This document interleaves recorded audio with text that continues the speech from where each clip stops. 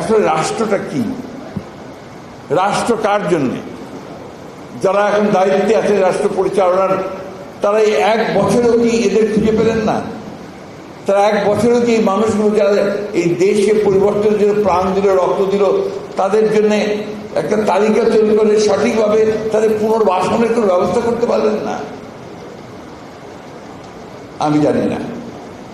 এখন কিছু বললেই আমার 2জন বন্ধু বান্ধব আছেন সরকারের মধ্যে, তারা আমাকে বলেন যে তোমরা তো সবসময় আমাদেরকে আক্রমণ করছো। আর আক্রমণ কখন করা হয়? আক্রমণ তখনই করা হয় যখন ব্যর্থ হয়। এই কথা তো সত্য যে কাজটা ছিল যে অতি দ্রুত একটা নির্বাচনের মধ্য দিয়ে একটা নির্বাচিত সরকারের কাছে দায়িত্ব তুলে দেওয়ার, সেটা না দিয়ে ক্রমান্বয়ে বিভিন্ন রকম কতটা সংস্কার কমিশন যা তৈরি করা হয়েছে আমার ঠিক জানা নাই। 6টা আমাদের অ্যাক্টিভ, 11টা আর 6টা অ্যাক্টিভ। এখন এই 11টা থেকে 6টা আসার পরেও তারা মনে করে যে এটা খুবই সামান্য। অর্থাৎ তারা দেশকে পুরো নতুন একটা আপনার ওই দেশ তৈরি করতে চান, একটা ম্যাজিক্যাল দেশ তৈরি করতে চান।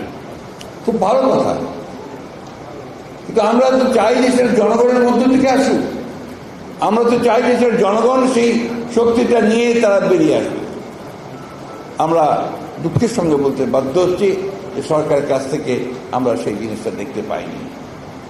আমি 5 তারিখের অভ্যুত্থানের পরেই 7 কি 8 তারিখে আমরা একটা সভা করেছিলাম পল্টনের সামনে, আমাদের পল্টনের সামনে। সেখানে আমি 3 মাসের মধ্যে নির্বাচনের দাবি করেছিলাম। আমার খুব সমালোচনা হয়েছিল, আপনারাও করেছিলেন যে বিএনপি এত অস্থির হয়ে গেছে কেন, মির্জা আলমগীর ফখরুল এত অস্থির হয়ে গেছে ক্ষমতায় যাওয়ার জন্য। তখন কথাটা ছিল ক্ষমতায় যাওয়ার জন্য। আসলে এখন আপনারাই বলছেন যে ব্যাপারটা ক্ষমতায় যাওয়ার জন্য নয়, ব্যাপারটা হচ্ছে যার শক্তি, যার ক্ষমতা, যার মালিকানা, তার হাতে ক্ষমতা ফিরিয়ে দিতে হবে। আপনার প্রতিনিধি থাকবে না সরকারে, যারা দেশ চালাবেন, তো সেই সরকারের সমস্যা থাকবেই। একটা কথা বলার কেউ নেই, কাকে বলবেন, কি বলবেন? আমাদের কাছে এসে ভিড় করছে লোকজন যে আমাদের এই প্রবলেম হচ্ছে, এই প্রবলেম হচ্ছে, এই প্রবলেম হচ্ছে। কে বলবে? আগে তার এমপি ছিল, আগে তার মেয়র ছিল, তারা কথা বলতে পারতো, এখন কোথাও তারা কথা বলতে পারছে না।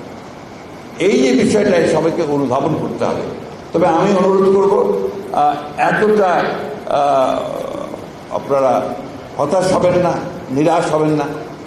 আমরা যদি পারি অতীতে, আমরা যদি সেই 52 ভাষা আন্দোলন সফল হতে পারি, 69 সফল হতে পারি, 71 সফল হতে পারি, 24 সফল হতে পারি, উইথ অল আওয়ার লিমিটেশনস, তাহলে আমরা এটাও পারবো। এটা আমি বিশ্বাস করি যে মৌলিক বিষয়গুলো আছে সেই বিষয়গুলো সমাধান করে আমার মনে হয় অতি দ্রুত যে নির্বাচনের একটা মোটামুটি ধারণা পাওয়া গেছে আমাদের লন্ডনের তারেক রহমান সাহেব এবং আমাদের প্রধান উপদেষ্টার সবার মধ্য দিয়ে যে ফেব্রুয়ারি মাসের প্রথম থেকে নির্বাচন, সেকেন্ড উইকে মধ্য সময়ে আপনার নির্বাচনটা হবে। আমার মনে হয় যে সেটা হলেই বোধহয় অনেক সমস্যা, অনেক আপনার আমাদের দ্বিধা, সেই দ্বিধা কাটিয়ে আমরা একটা জায়গায় পৌঁছে দিতে পারবো। আরেকটি কথা বলে আমি শেষ করতে চাই, সেটা হচ্ছে যে রাজনৈতিক দলগুলোকে পারস্পরিক একটা বোঝাপড়া থাকতে হবে। এই বোঝাপড়া না থাকলে এই যে আমরা কাদা ছোড়াছুড়ি করছি, গণতন্ত্রের কাদা ছোড়াছুড়ি হবে, অনেক অনেক কথা আসবে, কিন্তু তার একটা সীমা থাকা দরকার। তা নাহলে যেটা হয় সেটা হচ্ছে যে আপনার একটা তিক্ততা সৃষ্টি হয়, যে তিক্ততা ভবিষ্যতে গিয়ে রাজনীতিকে আরো কলুষিত করে।